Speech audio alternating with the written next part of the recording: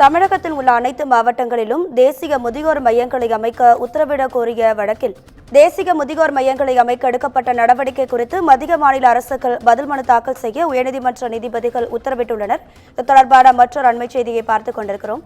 இது குறித்தான கூடுதல் தகவல்களை நமது செய்தியாளர் சிவகுமார் வழங்கிட கேட்கலாம். சிவகுமார், வணக்கம். உங்க விரிவான தகவல்கள். மதுரையை சேர்ந்த ரமேஷ் அப்படிங்கிறவர் உயர்நீதிமன்ற மதுரை கிளையில ஒரு மனு ஒன்று தாக்கல் செஞ்சிருந்தாருங்க.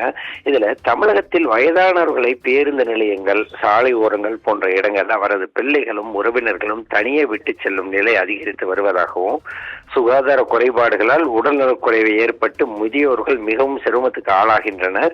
அதே மாதிரி தேசிய முதியோர் மையங்கள் அமைப்பது தொடர்பாக ஏற்கனவே வழிகாட்டுதல்கள் உள்ளன.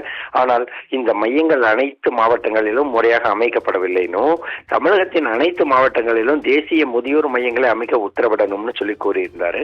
இதற்கு நீதிபதிகள் எஸ்.எம். சுப்பிரமணியம் மரியாதை அமர்வு முன்பு விசாரணைக்கு வந்தது.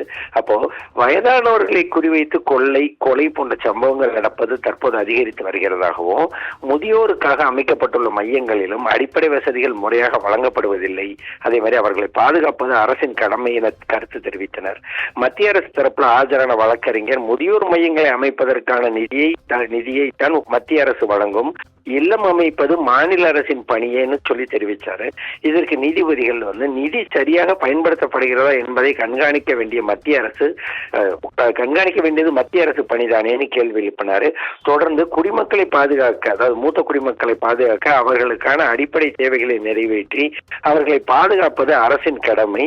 எனவே இந்த வழக்கில் மத்திய சமூக நலத்துறையின் முதன்மை செயலாளர், அதே மாதிரி தமிழக அரசின் சமூக நலத்துறையின் முதன்மை செயலாளர் ஆகியோர் நீதிமன்றம் தானமாக முன்வந்து வழக்கில் சேர்ப்பதாகவும், தேசிய முதியோர் மையங்கள் அமைக்க எடுக்கப்பட்ட நடவடிக்கை குறித்து மத்திய மாநில அரசுகள் பதில் மனு தாக்கல் செய்ய உத்தரவிட்டு 2 வாரங்களுக்கு இந்த வழக்கு தற்போது ஒத்தி வச்சிருக்கிறாங்க.